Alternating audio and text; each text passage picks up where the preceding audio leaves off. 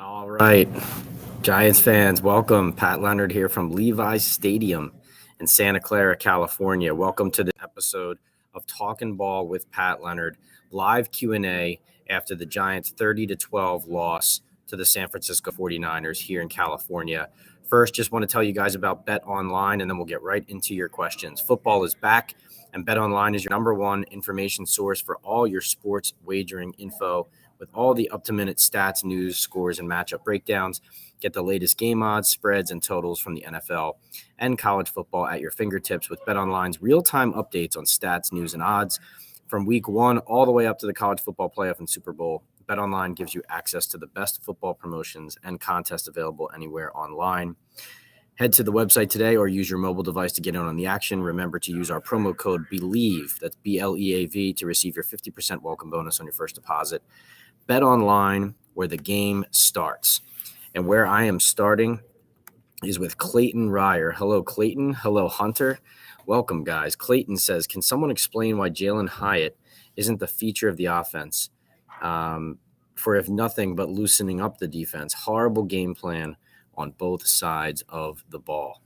So let's go to the numbers. Jalen Hyatt played only 15 offensive snaps. This coming after Jalen Hyatt made arguably the two most explosive plays of the Giants' only win so far.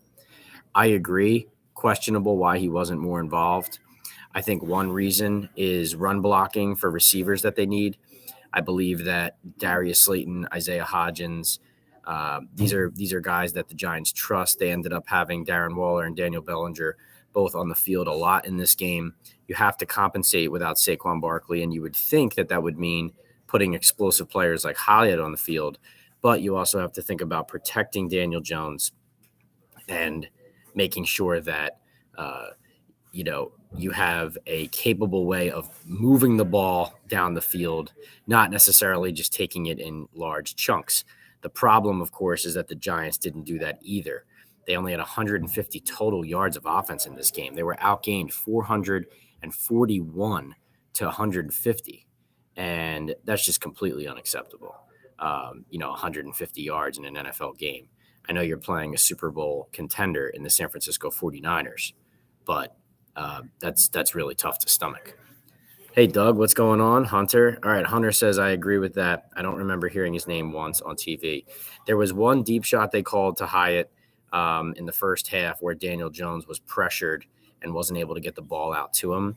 So they didn't not take a shot to him. But honestly, guys, I think I've been saying this since the spring in training camp, where you have Jalen Hyatt is a guy that has needed to learn about the routes that he's running. The Giants need to know that they can trust him. And so far, as I move here to get away from some other loud radio folks here in San Francisco, so far Jalen Hyatt hasn't completely mastered the playbook necessarily. And so that's part of the reason why I believe that they're not giving him a full workload, because he has certain things he's doing really well, but he's still picking it up. And I think rookies in general are like that. Like Hyatt definitely has a good handle on the playbook now compared to where he was in May and June.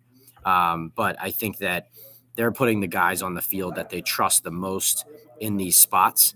So it's definitely something to monitor, though, because we all saw in Arizona what Hyatt was able to do to help open up the offense. All right. Hunter says yards after the catch killed us. Yeah. And that's how the Niners kill everybody, is Deebo Samuel, Christian McCaffrey, George Kittle. These guys breaking tackles, Kyle Shanahan scheming them open and out in space, breaking tackles as well. But we have said this for 3 straight weeks now. The Giants are really struggling to tackle.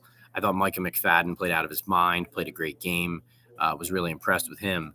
But, too many missed tackles. I thought Jason Pinnock took some questionable or bad angles to the football on some big plays in the first half.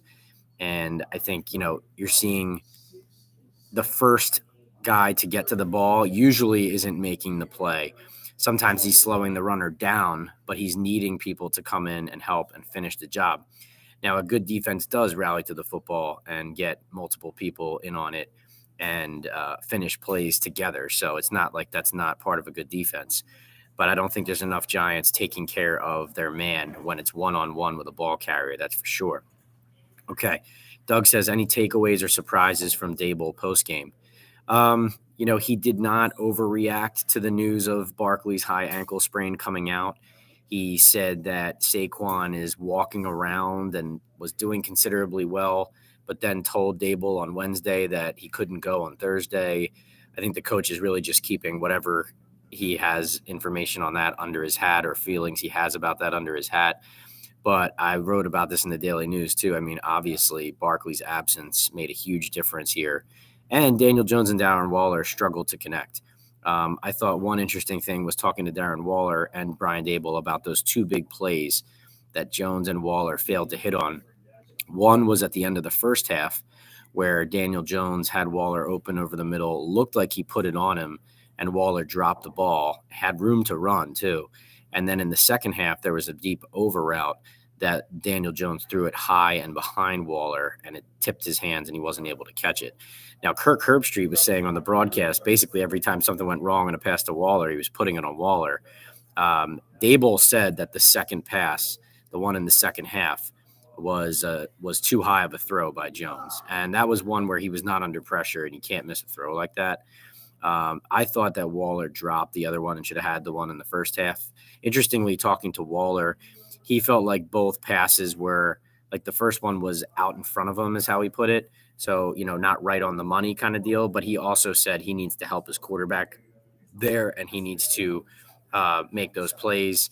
His exact quote, I believe, was he said, no excuses because it was in my catch radius. So if it's in my catch radius, I have to catch it.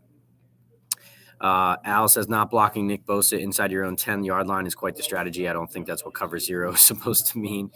That looked like sometimes coaches outthink themselves, and that might have been one of those plays there where Daniel Bellinger is tasked with cracking down on Nick Bosa, and it's just not a play where one-on-one he's going to win, right? So conversely, the Niners at one point threw a running back over at Kayvon Thibodeau, which I found extremely interesting, having a running back block Kayvon. Now, Kayvon did kind of push past the running back on the play, but it was enough time to buy for Brock Purdy to make the throw. But on that play with Bosa, I think that was just Dable and Kafka, frankly, maybe outthinking themselves a little bit, especially in that scenario where you're backed up against your own goal line. Fortunately, Jamie Gillen, I thought the punter had a really good game. Obviously, he's had uneven games as well, but I thought Jamie Gillen really did a good job tonight. That 60-yard punt dug the Giants out of a hole there where they really could have been in bad shape, and the game could have gotten away for them. I do think that the Giants had people on every side of the ball, well, I'd say defense and special teams, make plays to keep them in this game, right? I think they had people make plays to keep them in this game at times. They forced some field goals where the Niners could have had touchdowns. There were some good things to take. But all of that said, let me tell you this quote from Adoree Jackson. Adoree Jackson said, if we did our job, we would have won the game. We play hard, we play with grit, with will, but if you lose, it doesn't matter. We didn't execute, we didn't tackle, and we didn't get off the field on third down. So, there were players and people in the Giants locker room selling kind of the moral victory aspect of, we hung with them for a while, that kind of sentiment. But I think that largely this is a game where the Giants walk away disappointed, because I think another way to look at it is they played some good football at times and they still lost by 18. And it was still evident by the end of the night that even though they did fight for a long time, that they weren't in the same class as the team they were going against. And even though the Niners are, of course, supremely talented, this was a first-round quarterback going against a seventh-round quarterback. Now, of course, that's not necessarily fair because it's not a one-on-one game. But I do think, listen, you guys know, I'm not a proponent of Saquon Barkley, being paid like a wide receiver. But I think I was in the middle ground of he deserves what he's worth, but he's not, the incredible Christian McCaffrey type player. Now, that said, I thought the Giants missed him badly in this game. I think it's obvious that without Saquon Barkley, there's a lot less for the Giants to distract the defense with. The defense doesn't have to key and focus in on him. And even though the Giants still have athletes and players who can make plays, from Darius Slayton to Darren Waller to Paris Campbell, Matt Breida had some hard runs. Gary Brightwell had a nice play. But I just think Saquon does present that element of the threat, even if he's not necessarily always making the home run play. I mean, he hasn't been perfect either. We know that. He had, 2 drops in the first 2 weeks that ended up in interceptions. So he's not perfect, right? But I think his presence on the field and his absence on the field makes a huge difference. All right, let's go to Mark. Mark Thompson. What's up, Mark? Mark says the offensive line is keeping this team back, is holding this team back on offense while tackling is doing on defense. There are other things, but I see those as the main ones, right? So tackling and the offensive line. Well, I would say that the offensive line, it hasn't been great. I expected it to be worse than it was tonight. I do think the Giants had some penalties really killed them. They had penalty from Josh Azudu. They had a false start on Daniel Bellinger. They just had penalties here and there where the offense wasn't getting anything going. And then a penalty on second down that puts you at 2nd and 13 instead of 2nd and 8 or whatever it is. It just kills drives, right? Those plays just kill drives. The Azudu face mask, that was a killer. And, the Giants just kept making plays at the end to shoot themselves in the foot. Disappointing. Really interesting, too, that tonight was a combination of the Giants fighting, but also still not matching up in any way, really at the end with the Niners. I do salute the defense, and Darren Waller did say that too. He said, salute to our defense for really holding them to field goals and fighting hard, and they did fight hard. So that was encouraging. But, I think in the end, you're just left as a Giants fan and as a Giants player, even gauging their reactions in the locker room, just wanting a lot more. Just checking out something here on my phone real quick. Lots of moving parts here. I'll bring you some injury updates in just a second. All right.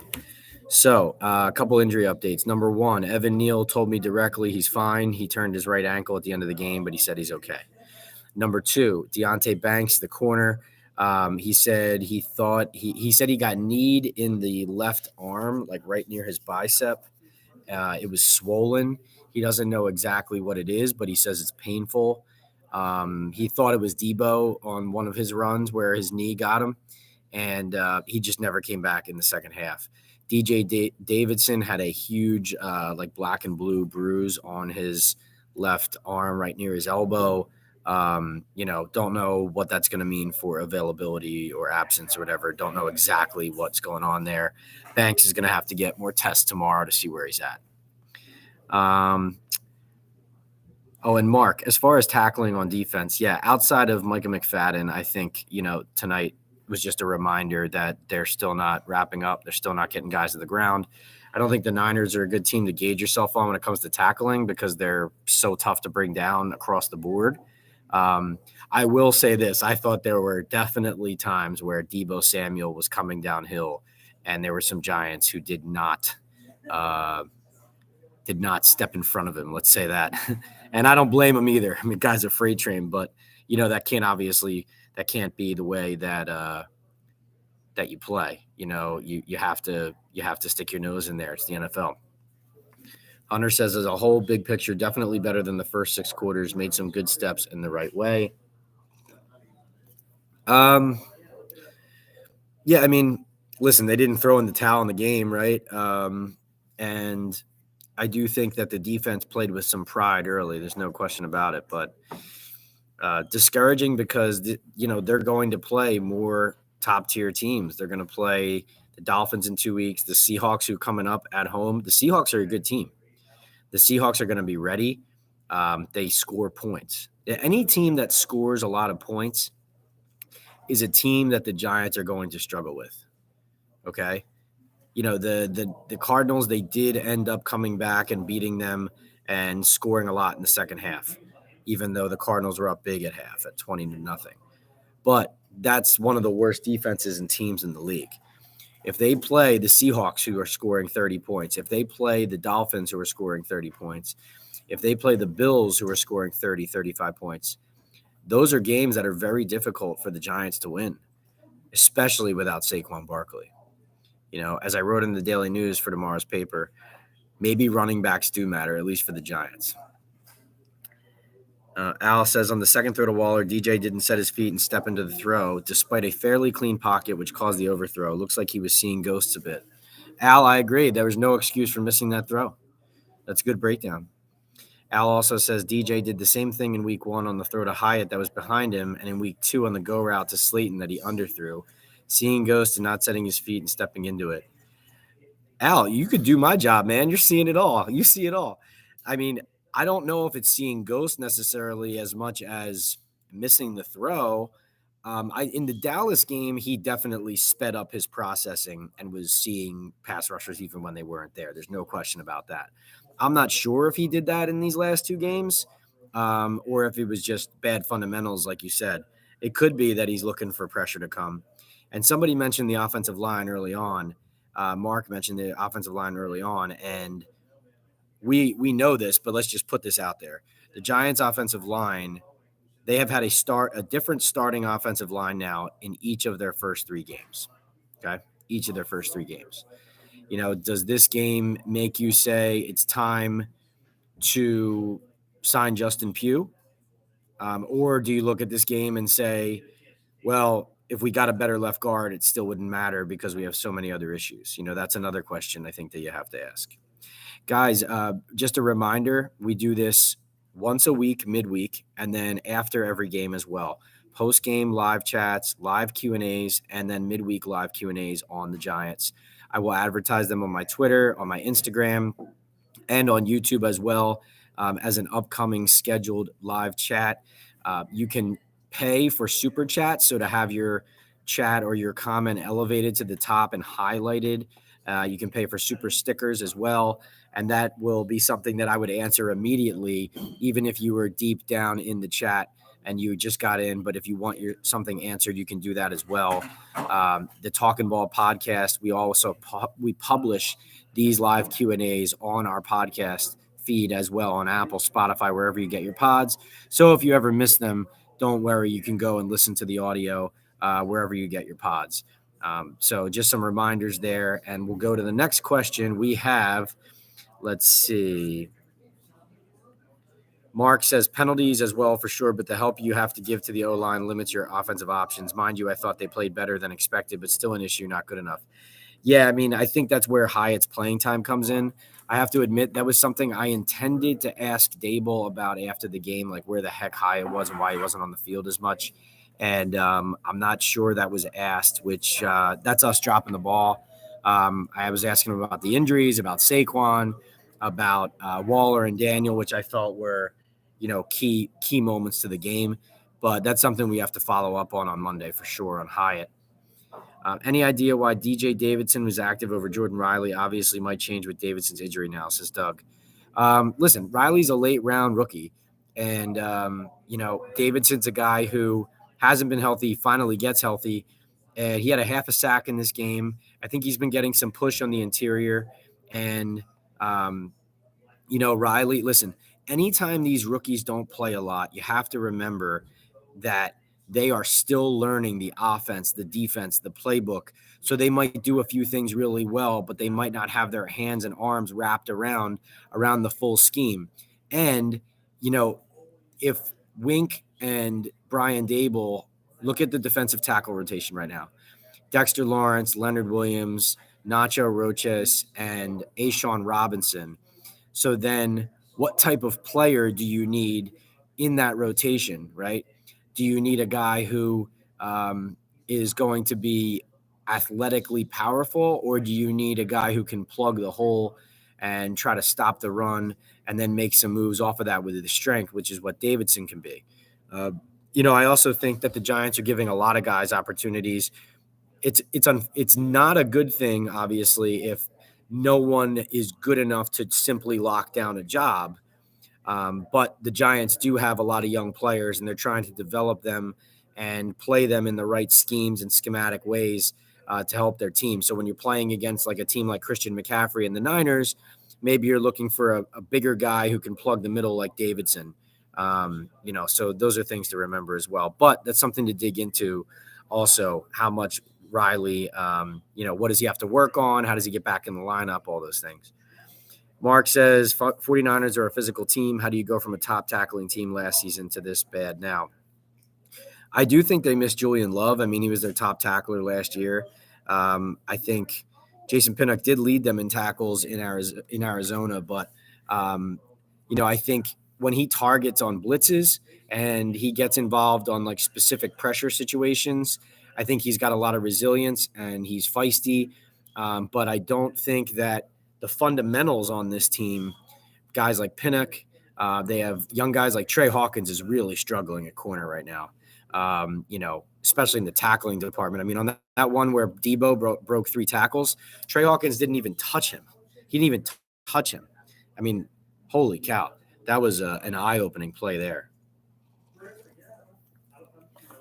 I do think, Mark, though, just to put a fine point on the tackling, I think the Giants need to stick their noses into these tackles and, put a hat on somebody and be physical. I think that the number one quality the Giants need to continue to demonstrate as a team is toughness. Their defense did fight in this game. That's what I liked. Micah McFadden leading the way. But I think they need to keep doing that. I think they need to keep meeting people toe-to-toe because we didn't see that enough in the first 2 weeks. At least we saw that in this game. Hunter says, how was Wan'Dale feeling after his first game back? He was okay. He obviously was extremely limited in his snap counts. 10 snap counts, 5 targets, 4 catches, 21 yards. They actually targeted him on his first 4 snaps. So for the first 4 snaps he was into the third quarter, it was like they were specifically putting him on the field to get him the ball. And so that's how they were limiting him. So something that they're going to try to build up with Robinson coming off the ACL last year, clearly. Raphael says, let's just blame DJ for every loss. Now, I'm not blaming Daniel Jones solely for this loss by any means. I did say, though, Raphael, if you were in here earlier, Waller mentioned that he felt like both of those throws they didn't connect on were not perfect, but of course he has to help out his quarterback and try to make them. Brian Daboll said the second one was high. So the one that was high and behind Waller, as I said on Twitter, and a lot of people were saying, no, Pat, that's a catch he has to make. I think the coach agreed it wasn't a good enough throw. But no, we're not blaming this all on Daniel. But Raphael, I mean, they had 150 yards of total offense. I mean, so the quarterback doesn't take any blame either? Or, I mean, what are we talking about here? I would love to hear your response, Raphael, because that's what we're here for, is to kind of have this back and forth conversation and communication. So I'd like to know what you think about Daniel Jones in this game and context and how much blame he deserves. Doug says, do you have any update on Justin Pugh? Can he fly back with the team? You were on top of it from the start. Thanks, Doug. I was. We were on this in August talking about how there could be interest and how Pugh would love to return if possible. They obviously have needs on the offensive line. He would be left guard.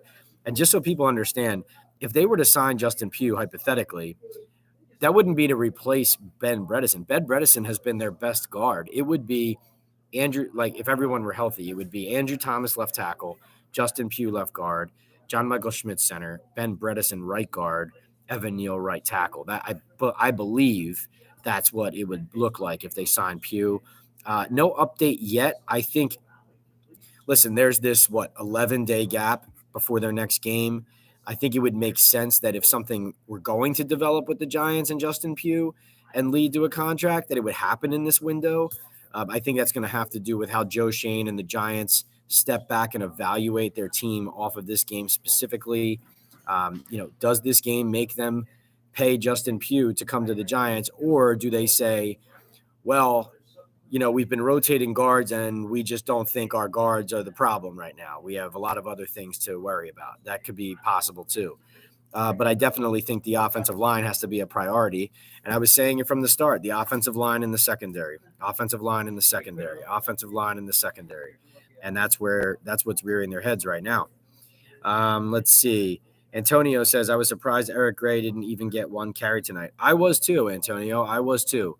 I know Eric Gray didn't show he could pass protect well in the preseason, but I know Joe Shane and Brian Dable love putting young guys on the field. Matt Breda is a guy they trust, of course. Gary Brightwell, too. But I did think Eric Gray was going to factor in. Surprised he didn't factor in at all. Mark Thompson says, I don't recall seeing Shep out there. He is too good not to be getting more snaps, in my opinion.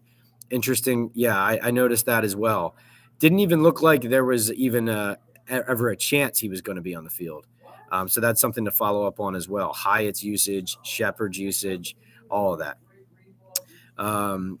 Antonio says, do you expect Andrew Thomas to play next week along with some of the other injured guys?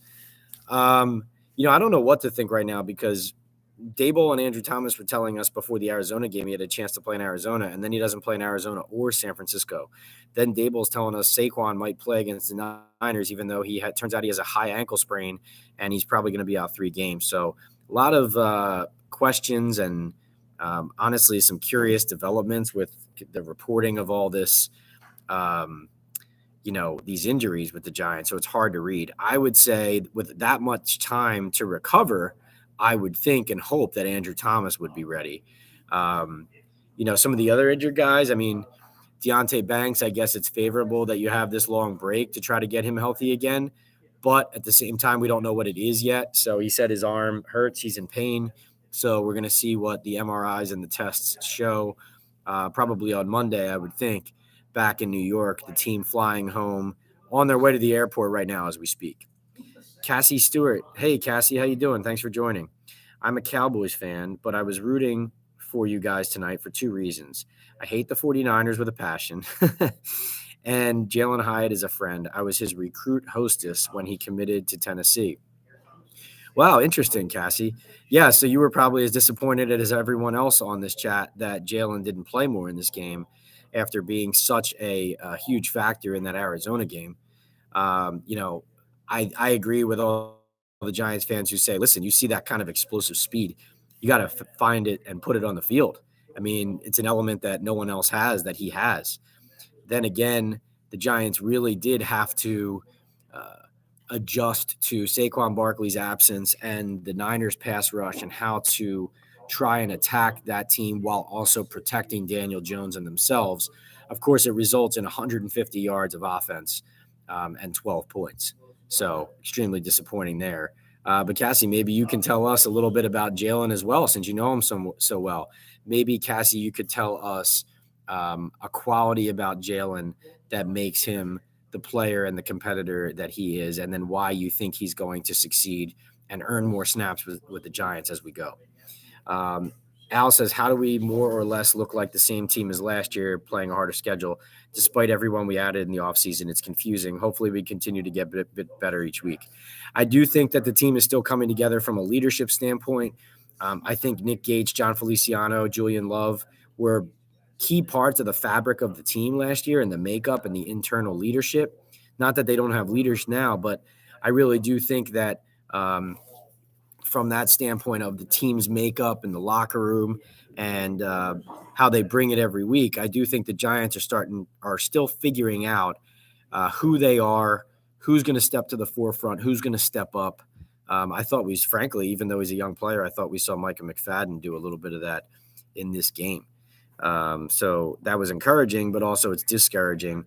And Al, listen, I say this a lot of times when we do these live chats, but I do feel like I was telling fans the truth in the preseason when I said I picked them to win 7 games when a lot of people were picking them to win 9 or 10. And I said that I thought it was possible that they look like they're more talented, but they have a worse team in record. And there's a lot of factors behind that. I also think injuries, listen, they really struggle to stay healthy. Every year, this is a problem. Every year. Really disappointing.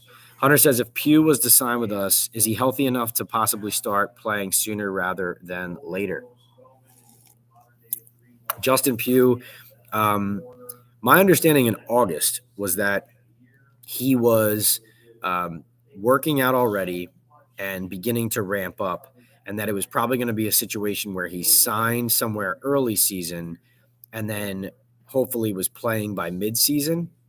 Of course, we are already now in week 3, and the Giants will be heading into week 4 now. So I would think that I don't know the exact timetable, but I would think that Pugh, if he were to sign somewhere, would get in the building for a week or two and then hopefully be able to play. That's my rough feel from having talked to Justin in August about it extensively.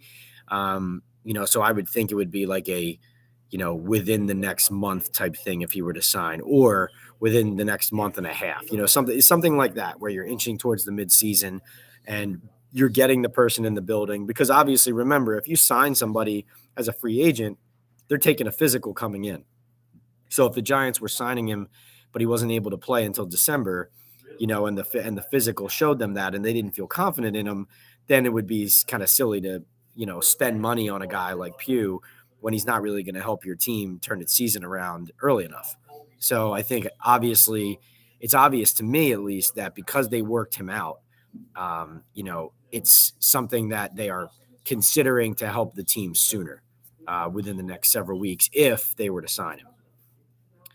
Doug says, were you able to see anything on the sidelines regarding the Dable play calling conspiracy? I just felt like I saw some of the same of him covering his mouth with a play sheet and looking down at the play card a lot. It was a smaller one, almost like a condensed version of what he was holding the other day in Arizona. But definitely looks like he's extremely involved. If I had to guess, I would say that he's been more involved in making suggestions or demands, depending on, the play to play, to Mike Kafka, who is then either calling a play himself or relaying what Daboll wants to Daniel Jones. That's how it feels right now. But of course, we're not getting direct answers on that. But that's how it feels to me at the moment. Of course, it would be tough for Brian Daboll, to necessarily take credit for anything at this moment for play calling, because while he looked like he saved the day and the Giants saved the day in Arizona, if he were calling the plays for this game as well, they just scored 12 points and had 150 yards of offense. So, but again, I really do think a lot of this, I'm not the pound the table for Saquon Barkley guy. I think he's a really good player. I don't think he's transcendent, but I think he's very good. And I do know for a fact, talking to coaches and players around the league, that at the very least, Saquon makes you prepare to stop him. Right? Because teams know if they don't commit enough resources to him that they will pay. So I think that a huge part of this game was the Giants just not being able to put the Niners on their heels in any way without having number 26 on the field. I mean, the only touchdown they scored was when they got the ball at the 37-yard line because of a interference on a punt returner. Doug says, do you think Lemieux stays left guard until Bredesen gets healthy? I would think that Ben Bredesen would be out of the concussion protocol, hopefully, by 11 days from now. We'll be able to play in the Seattle game. We'll see. But that'll be something to monitor. Guys, remember, when we do these, you can hit the like button, hit the thumbs up button, please. That helps us get engagement. That helps YouTube, kind of pushes it into more people's feeds. It brings more people on here.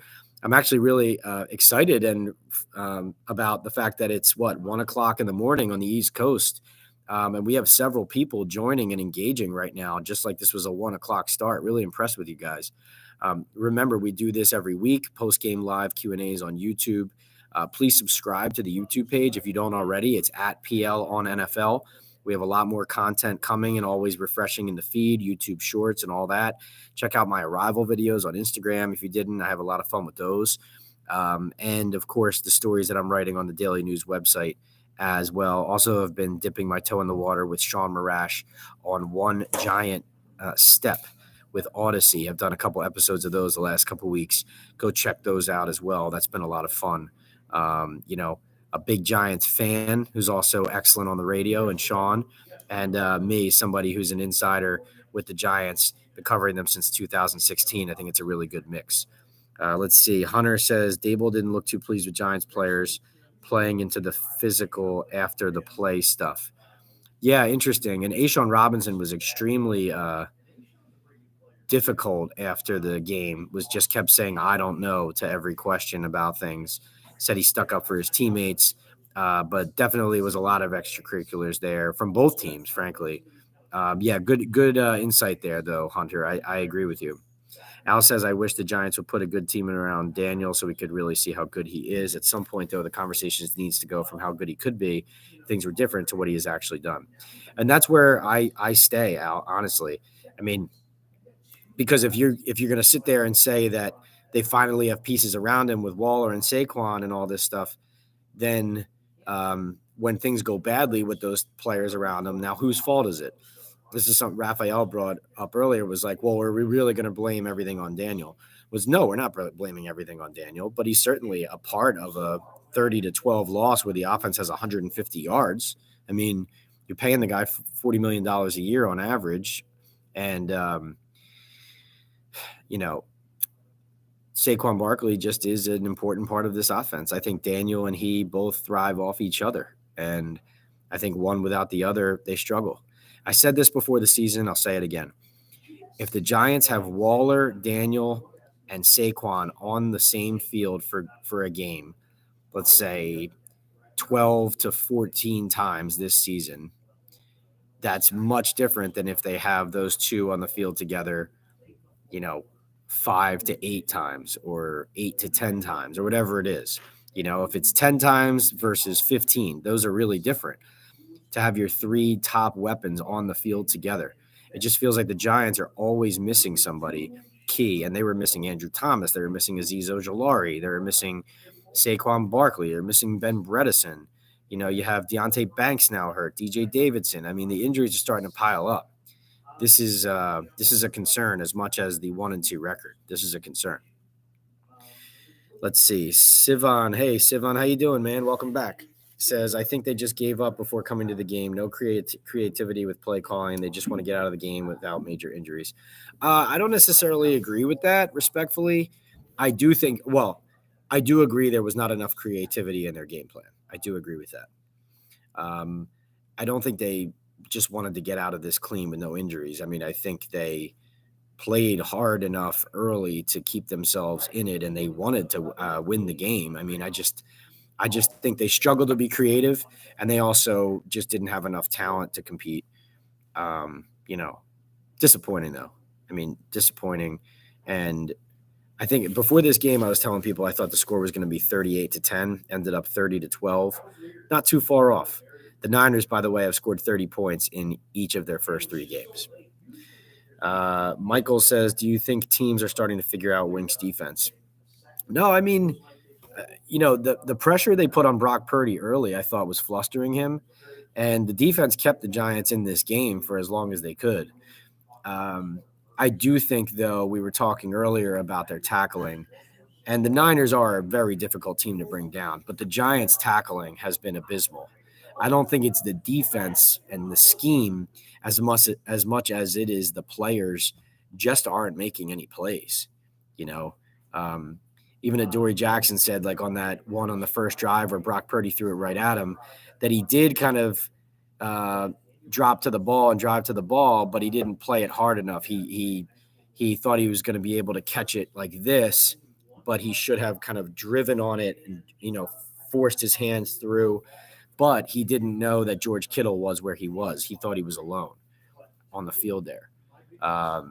So that was tough.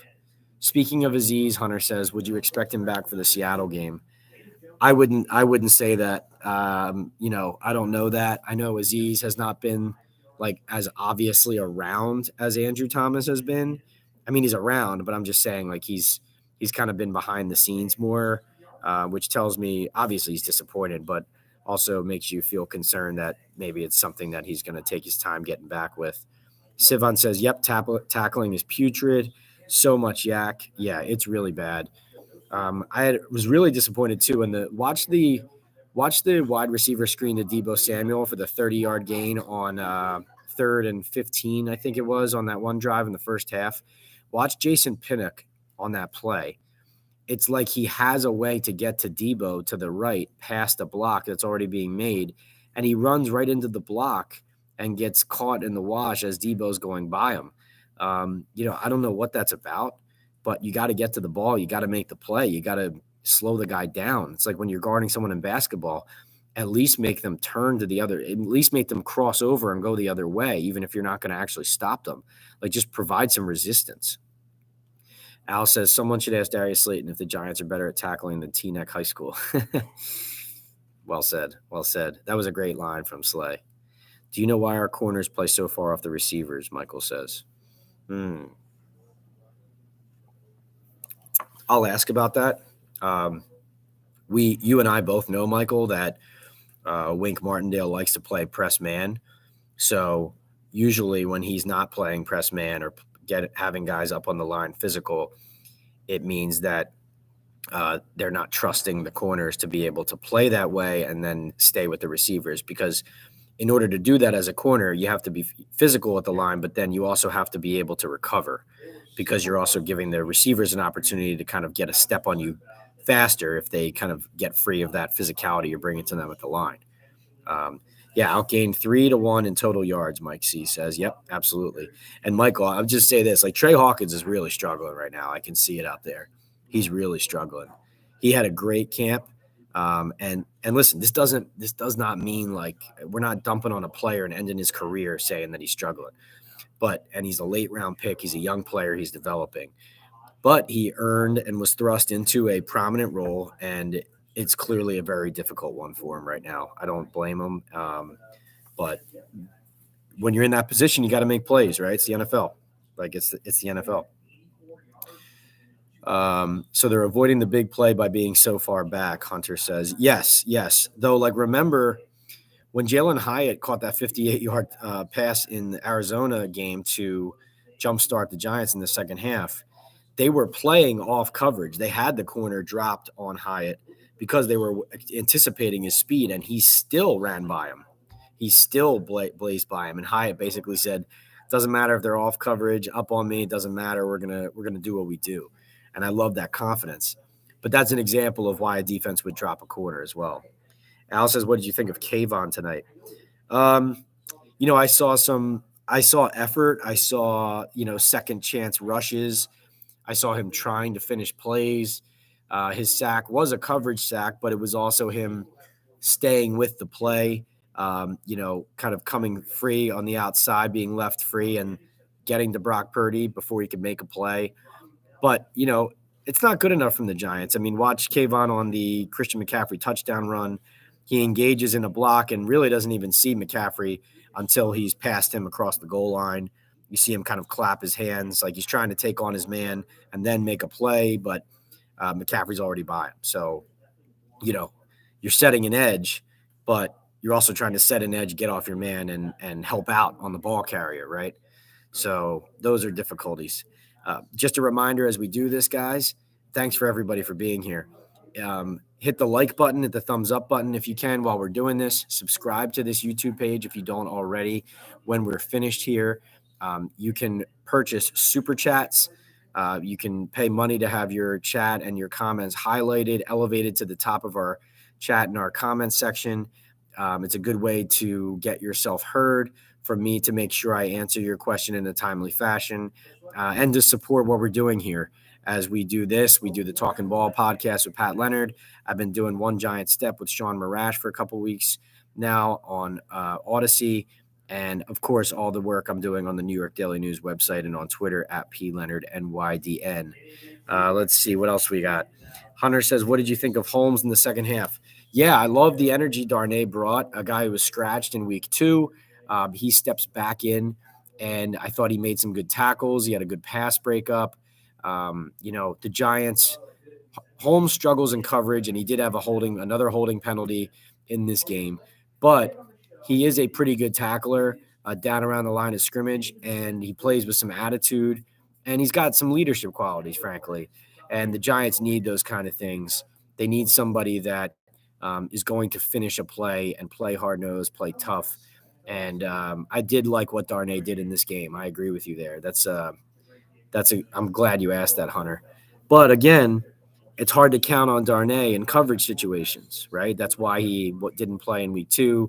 That's why he's been kind of buried on the depth chart. Interesting, you saw Cordell Flott scratched again in this game, healthy scratch. The Giants, we said this at the beginning of the season in training camp in the spring. Offensive line, secondary. Offensive line, secondary. If you're a Giants fan now, I think what you should focus on is watching the Seahawks this weekend. I'd be interested to see how they look against the Carolina Panthers, scout them, and just watch their offense too, because as much as the defense is something that, the Giants will probably be able to score some points, who knows how many. But I think watching Geno Smith and the Seahawks offense, they scored 37 on the Lions. If they're able to kind of run it up again on Carolina, I think I would be worried about that Monday night game. It's already going to be a tough game, but if the Seahawks are coming into this game with some mojo and cooking on the offensive end, that'll feel a little bit, like more of an uphill climb for the Giants going into that game. Michael Knight says, anything on Aaron Robinson? Nothing yet on Aaron Robinson. I'm really not optimistic that he would get healthy and suddenly become a huge answer for what the Giants need. No offense to him, but he hasn't shown it yet in his career. So that's my take there. All right, guys, this has been great. Thank you, as always, for doing this.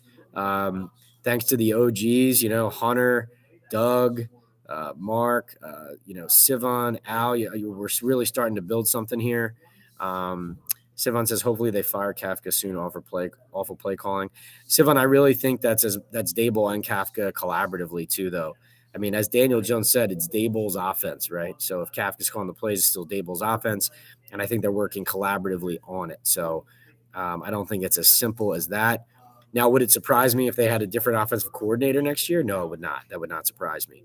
But I do think that, like obviously Mike Kafka has been trying to get a head coaching job and has been hot name on that circuit.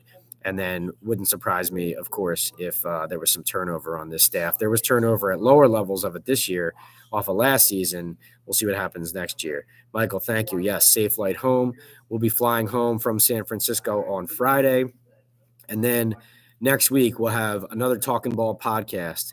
We will have another live chat midweek. And then we will have a Monday night live post-game Q&A from MetLife Stadium after Giants-Seahawks, a game that now becomes the Giants really need to win, because if they lose that game and go to 1-3, how much confidence do you have in them going down to Miami and outscoring the Dolphins, right?